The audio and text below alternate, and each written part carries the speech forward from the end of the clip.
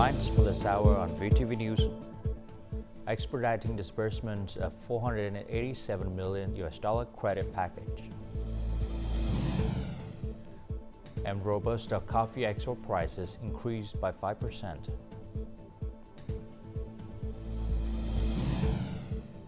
In a war news, US-UK strike Houthi target in Yemen.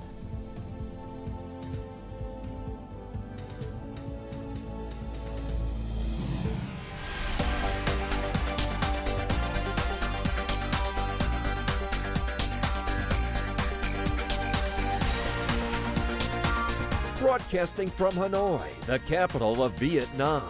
VTV News starts right now. Hello, it's 3 p.m. local time in Hanoi, and you're watching VTV News. After nearly a year of implementation, only 2% of the $487 million credit package deployed by 4 state-owned commercial banks has been disbursed for social housing for workers, and renovations of old apartments. To resolve and promote the disbursement of this credit package, the State Bank organized an online conference. One of the reasons for the delay in disbursement is the limited supply of social housings, worker housings, and old apartment renovation projects. There are only 68 projects listed nationwide in the program announcement. Additionally, many investors consider the disbursement procedures to be cumbersome and overly bureaucratic. Moreover, project legality is also a barrier. Issues such as site clearance and disbursement procedures are bottlenecks that limit this credit package.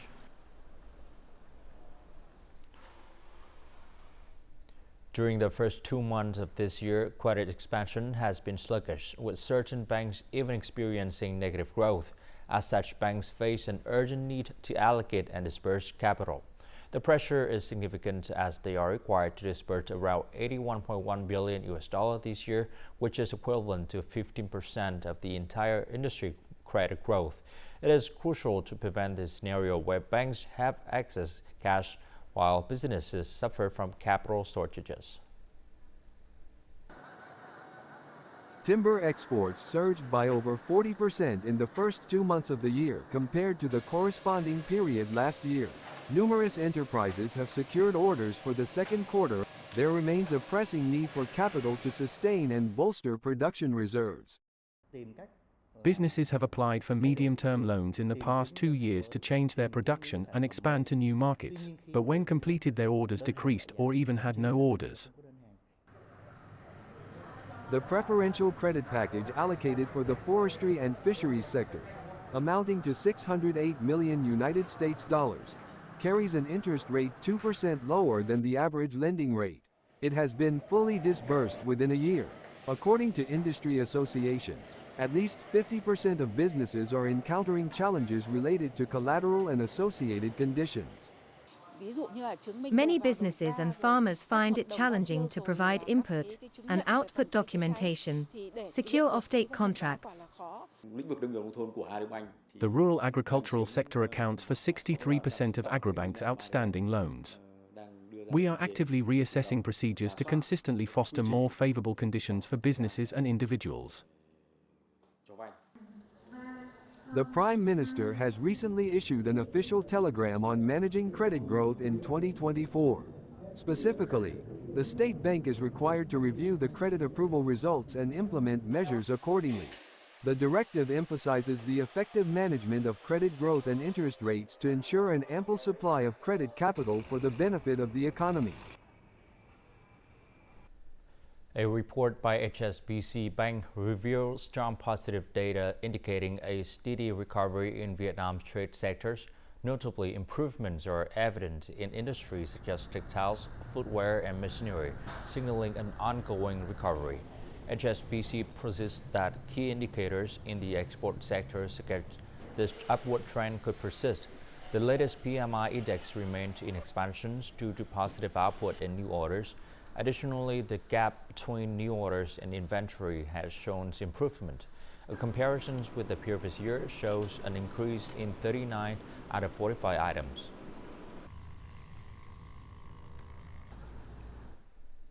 Robusta coffee export prices have reached a record high in the past week, rising nearly 5%. The Ministry of Agriculture and Rural Development attribute this increase to concerns about potential supply shortages. The hot weather in Vietnam's primary coffee growing regions has importers worry about the availability of new crop Robusta coffee.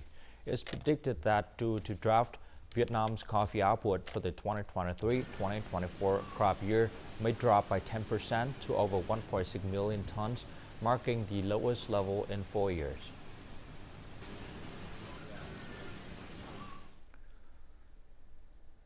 The Ministry of Agriculture and Rural Development, buoyed by positive market signals and innovative production methods, predict that fruit and vegetable export will reach new heights in 2024, growing by 15 to 20% compared to 2023. A plentiful supply of agricultural products meeting quality standards will not only cater to domestic market, but also boost export value. Gia Lai Province, with its over 32,000 hectares of fruits and vegetables, is implementing strategies in its agricultural sector to attract leading businesses.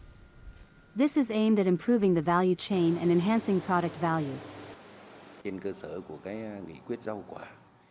Following resolutions on fruit, vegetable, and medicinal herb development, we are calling on businesses to introduce new technology, new varieties, and organize production in value chains.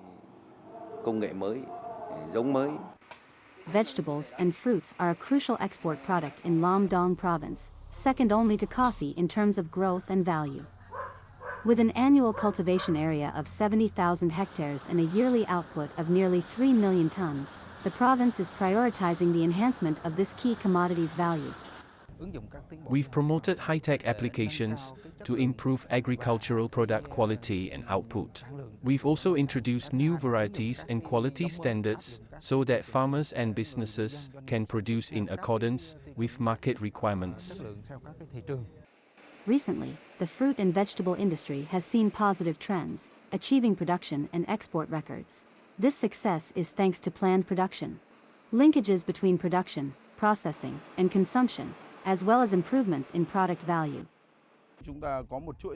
Closed value chains, from input technology to cultivation and processing linkages, will help products access export markets more sustainably.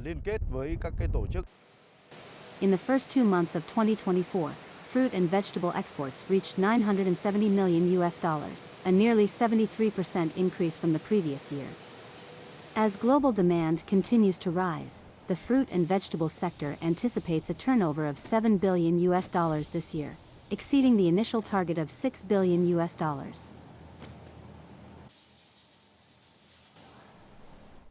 Export of dragon fruit have shown positive signs. As the end of last year, the carbon footprint of over 23,000 tons of dragon fruit produced in the southern central coastal province of Binh Thuận were traced. Carbon footprint tracing is seen as a visa to boost dragon fruit exports and secure its position in demanding markets. This cooperative has entered into a contract with European customers for its 10 hectares of dragon fruit. Consequently, smart equipment has been installed to measure carbon emissions from farming processes automatically. Electronic records also enable customers to monitor their carbon footprint. Import-export companies require a directory of growing areas. Our system provides detailed information, so customers feel assured. In Binh Thuận, the current price of dragon fruit ranges from 49 to 69 US cents per kilogram. However, with the help of transparent carbon footprint tracing, dragon fruits are sold at a stable price of 93 US cents to $1 per kilogram for export to the EU market. Our members have recognized the benefits of reducing emissions. Foreign importers need products that are environmentally responsible, so we develop products in this direction. We will continue promoting the digitization of dragon fruit and expand the application to other plants. Binh Thuận monitors 8,640 hectares, equivalent to 23,300 tons of dragon fruit, for carbon emissions to comply with European import requirements. The reduction of carbon emissions in farming has created promising opportunities for dragon fruit exports from Binh Thuan. According to the Ho Chi Minh City Department of Industry and Trade, Vietnamese products currently make up 90 to 95% of the total products in many of the area's supermarket chains. The quality and pricing of these products have significantly improved, and consumers are increasingly prioritizing their usage. The campaign, Vietnamese People Prioritize Using Vietnamese Goods, continues to play a significant role in enhancing the competitiveness of these goods. Vietnamese products constitute 80 to 90% of goods in many foreign retail supermarket chains, and at market and convenience stores, this figure is 80% or higher.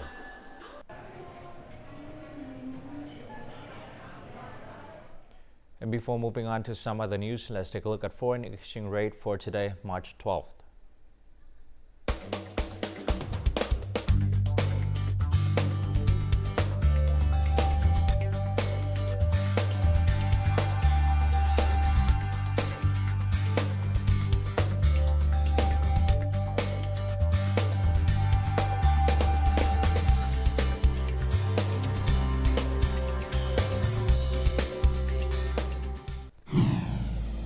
Coming up next on VTV News, farmers battle against rising saltwater intrusions in Mekong Delta.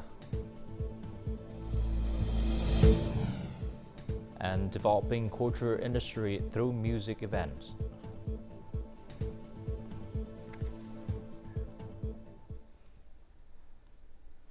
The forecast suggests a severe saline intrusion situation. Binh Thuan province is hastening the completions of infrastructure to prevent salinity and store fresh water.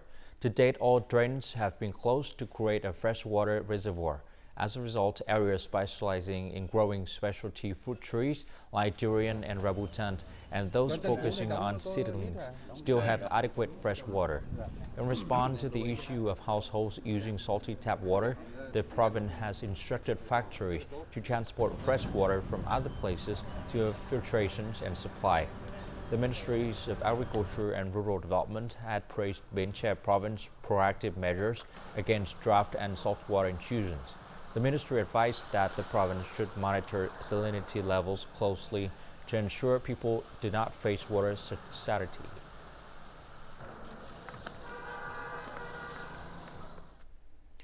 Recently, the Mekong Delta has experienced large-scale saltwater intrusions. This situation is compelling local authorities and farmers to implement measures to safeguard agricultural productions and ensure a water supply for household use. In the Lake District, which is Vietnam's largest area for growing flowers and ornamental plants, local farmers are exploring ways to combat this prolonged saltwater intrusion. Since saltwater hinders the growth of most plants, Thuong invested thousands of dollars in constructing 2 freshwater reservoirs. These reservoirs ensure a steady water supply for a 20,000 square meter plot dedicated to the cultivation of durian and flowering trees, as well as seedling transplantation. Approximately 3,500 cubic meters of irrigation water are stored in the 2 reservoirs. This amount of water is quite sufficient for the cultivation of durian and flowering trees. If we run out of water, we'll use a small boat to deliver water from other sources. The owners of this flower farm have taken proactive measures, doubling the number of yellow apricot trees from 2,000 to 4,000 pots. Additionally, they have utilized the reservoir for irrigation water storage and constructed a sluice to control the inflow of salt water into their farm. Saltwater can harm yellow apricot trees. Since the construction of the sluice, all plants have been growing well. We are very happy. Furthermore, local authorities invested in constructing sanitation systems, sewers, and culverts to aid farmers in safeguarding agricultural productions. They also advise farmers to adjust their cropping schedules for better adaptations to saltwater intrusions. Local farmers have many ways to cope with drought and saltwater intrusion. Since mid-2023, they have mapped out plans for their agricultural production. In areas that have no reservoir, it is recommended that farmers change their cropping schedules. vào cái thời điểm này. According to the Benche Provincial Hydrometeorological Stations, saltwater intrusions in the Mekong estuaries is expected to increase rapidly until March the 13th, then gradually decrease. However, the intrusion may intensify again towards the end of the month. The General Statistics Office has planned a midterm populations and housing census for 2024 set to commence nationwide on April 1st. The GSO states that the survey will target households and the actual residents, excluding individuals residing in military and police-controlled areas. The census, which will employ the direct interview method and run through April 30th, aims to gather information on 7 main topics: households demography, migration, education, marital status, birth history of females aged 10 to 49, visited household members, and housings and living conditions. The full results are slated for publications in November and December, with detailed analytical report to follow next year.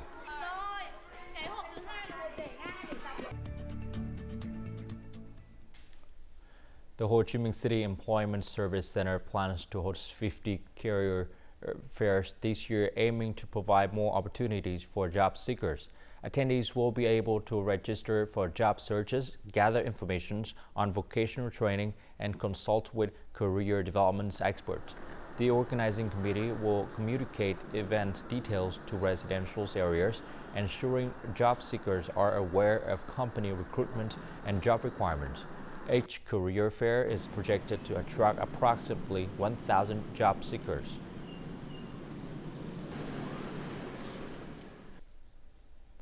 Dien Bien Airport was first built in 1939. Due to its limited capabilities, only small aircraft could land at the airport. However, the approvals of the government on the construction of the Dien Bien Airport expansion project has upgraded the airport infrastructure. It now can accommodate large and new generations of aircraft, shortening the distance to the farthest northwest province and contributing to boost the regional economy. The capacity of Dien Bien Airport has been expanded to over 500,000 passengers a year. All departure and arrival flights were filled with passengers even on weekdays. After a flight to Ho Chi Minh City, this airline has recently opened a Hanoi Dien Bien flight with only 50 minutes flying. I want to visit the city, but it's very far and my health cannot bear the long road trip. It's now very convenient and fast. The new airport can now accommodate Airbus A320s, A321s. These are the largest fleet in a 5-hour flight route. This upgrade allows us to expand our flight networks to the northwest region. Dien Bien Airport is considered an important factor to attract domestic and foreign investment for the entire northwest region. By 2025, it is expected to raise the locality's total social investment capital by $609 million, increase local budget revenue by at least $7 million, and create an additional 8,000 jobs. There is a stable number of passengers going to and departing the province, with the average number of 450 passengers a day. The province aims to promote investment, tourism, and trade activities to utilize all our potential advantages. Last year, for the first time, Dien Bien Province reached the milestone, welcoming its 1 million visitor, which is an increase of nearly 25% over the same period in 2022. Among 6 northwest border provinces, Dien Bien is the only province that has a commercial airport. As a result, the airport is expected to boost the economy of not only Dien Bien but also neighboring provinces such as Lai Chau and Son La. Last week, music fans globally focused on the Eras tour by American singer Taylor Swift, hosted in Singapore. Many fans were ready to spend considerably to travel to Singapore and attend the concert. The success of these music events provides an insight for developing the music industries in Asian countries such as Vietnam. Fans spent nearly $1,000 to see her idol, Taylor Swift, perform in Singapore. She was among the 360,000 fans who attended the concert. The concert ticket cost over $600. My accommodation was nearly $61 per person per night. The round-trip airfare, including luggage, was $162. In 2023, Hanoi was selected as the venue for the K-pop girl group Blackpink's music show. The event attracted 70,000 spectators and generated $25.6 million in revenue for the capital city. Experts suggest that, as Singapore has done, it is necessary to establish a mechanism to proactively invite artists and organize cultural events. Recognizing the benefits that Taylor Swift music tours could bring, Singapore Minister for Community, Culture and Youth immediately invited the American singer and struck a deal. The Singaporean government acted with a great comparativeness akin to a business. International music events in Vietnam primarily generate revenue for international partners, rather than the country itself. A comprehensive ecosystem is needed to support these events in Vietnam. If there is a clear mechanism and roadmap, investment will be thoroughly made. The cultural industry should be regarded as a sector for investment. Then we can call for PPP investment. The performing arts sector aims to generate revenue of approximately $31 million by 2030. For this goal to be realized, it's crucial that the industry be acknowledged and professionally managed as an economic sector. This strategy will also help in promoting the national image and culture. Vietnam, home to about 16% of the world's species, ranked 14th among the most biodiverse countries globally, is one of the 3 Southeast Asian countries with the highest biodiversity of flora and fauna. The United Nations Development Programme reports that over 100 bird species live in Vietnam, and it's estimated that 10% of the country's plants are endemic. The Nature and Biodiversity Conservation Agency notes that Vietnam joined the Ramsar Conventions in 1989, making it the 50th member and the first Southeast Asian nations to do so. To date, 9 of Vietnam's wetlands have been designated as Ramsar sites.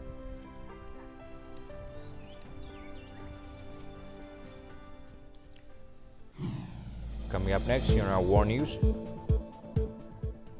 US and UK strike Houthi targets in Yemen.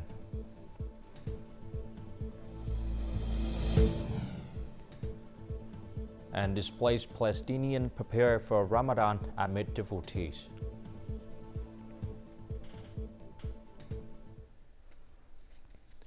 US and UK warplanes conducted 9 airstrikes against Houthi military targets in Yemen's Hodeidah province on the Red Sea on Monday. Eyewitnesses reported devastating effect from the strike on Houthi controlled positions. This new wave of strikes by the US and UK was launched as Houthi forces announced their intentions to continue attacking ships in the Red Sea, Bab al-Mandab Strait and Gulf of the Aden during the Muslim holy month of Ramadan. Since mid-November 2023, Houthi forces have commandeered 1 commercial ship and launched hundreds of drones, ballistic missiles, and drone boats against commercials and Navy vessels in the Red Sea. The Swedish flag was hoisted at NATO headquarters for the first time on Monday to mark the country's alliance membership. Sweden joined NATO as the 32nd ally on March 7 after depositing its instruments of accession to the North Atlantic Treaty with the United States government in Washington, D.C. The Swedish flag now flies alongside the flags of the other 31 allies. During the ceremony, NATO Secretary General Jens Stoltenberg conveyed that Sweden's membership demonstrates that NATO door remains open. Russia, however, has expressed disapproval of NATO eastward expansions, viewing this move as a threat to its national security. Russia has announced it will respond to Sweden's NATO accession. Flags flying together. The French government reported on Monday that it had been the target of cyber attacks at unprecedented intensity. prompting the activations of a special crisis center to restore online services. The Prime Minister's office disclosed that the attacks began on Sunday night, affecting multiple government ministries. By Monday afternoon, the impact of the attacks had lessened for most services and access to government sites was restored. A French official identified these denial of service attacks, a common cyber attack method that overwhelmed a site with data to force it offline.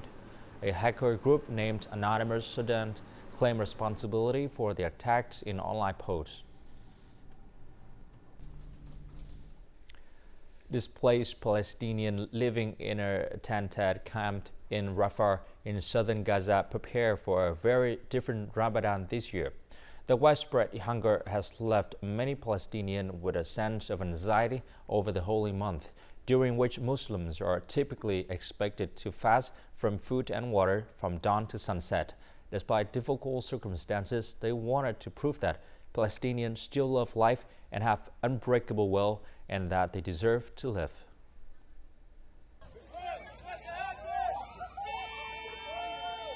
Despite the war, homeless Gazan women, men, and children decorated their tents.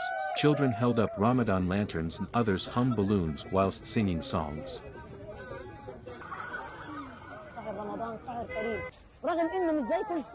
Ramadan is a blessed month despite the fact this year is not like every year, but we are steadfast and patient, and we will welcome the month of Ramadan as usual, with decorations, songs, with prayers, fasting, thank God, in respect to this holy month. We pray for acceptance, and to bring Ramadan for many years to come in health and blessings. Next Ramadan, we wish for Gaza to come back. Hopefully all the destruction and siege taking place in Gaza will change, and all will come back in a better shape.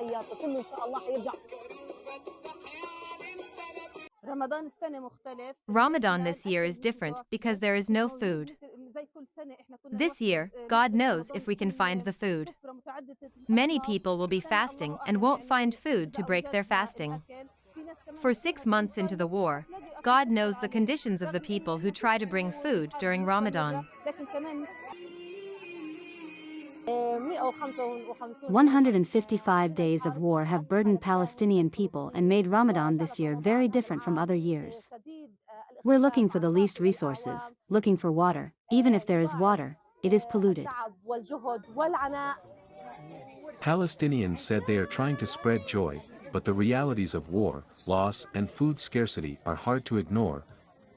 More than half of Gaza's 2.3 million people are sheltering in the Rafah area. Health authorities said nearly 31,000 Palestinians have been killed. And now, as usual, let's continue with the weather forecast.